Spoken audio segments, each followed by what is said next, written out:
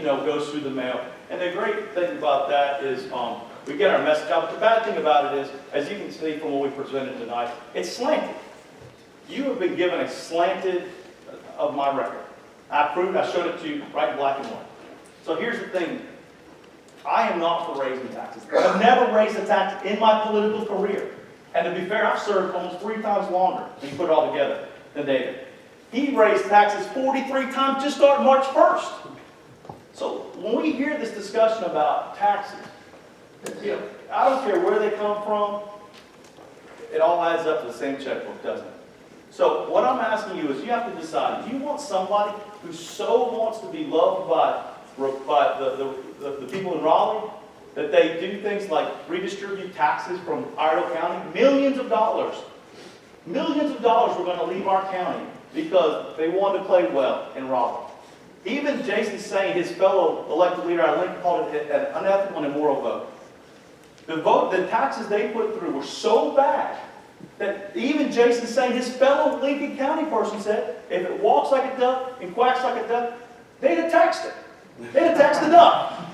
These are their fellow, they share the same county.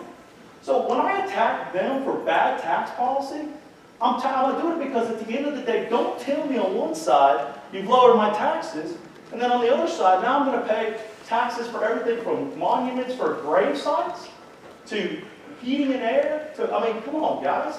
At some juncture, it still adds up to the same checkbook. So I want them to be fair and honest with us. That's what I'm asking for. So that when we file our taxes every year, we're not wondering what we're missing. And David would have us believe that we just don't know how to do math. But in reality, he's not been effective.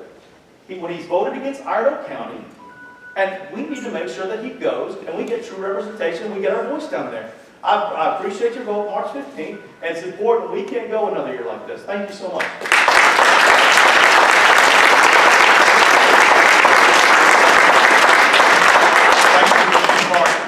Mr. Brooks, your closing comments, please. Well, it's really been an honor to serve y'all for the past 4 years.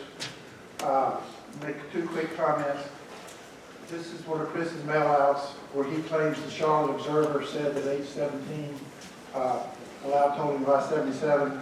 If you look at the quotes, the Charlotte Observer only said it allowed up to 3 unspecified toll lanes. He added one of which became I-77. It's totally false.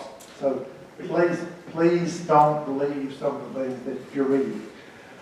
I ran across this brochure that I used 4 years ago, and I have listed as my 3 agenda items: working for a smaller government, pure regulations, job-creating environment, getting our state's financial house in order, and preserving our conservative North Carolina values. I think we've done an incredibly good job of achieving those goals working with my fellow conservatives in the House and in the Senate. And so I basically did exactly what I said I would do when you elected me 4 years ago and 2 years ago. So if you voted for me 4 years ago and 2 years ago, there's no reason not to vote for me again. In fact, there's more reason to vote for me because I will be much more effective. The ranking is totally irrelevant. That happened after the first session.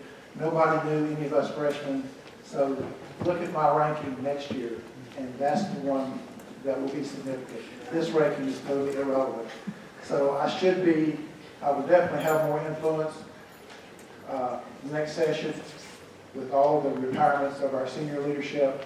And so I think I can do an even better job next year representing you. So I ask for your vote and look forward to continue to serving you next year. Thank you.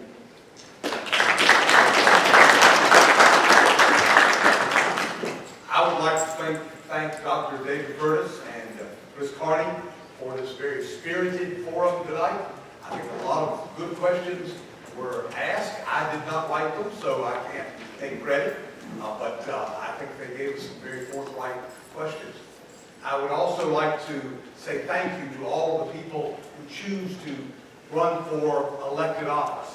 I'm not quite sure why you do it. I think you probably need your head examined, but we thank you anyway, and I mean that. Several of these candidates I've spent the last couple of Thursday nights with. I don't think we have anything scheduled next week. If you guys want to have a beer, I'll be glad to be here. Seriously, on Tuesday, March the 8th, it was originally scheduled for the 1st.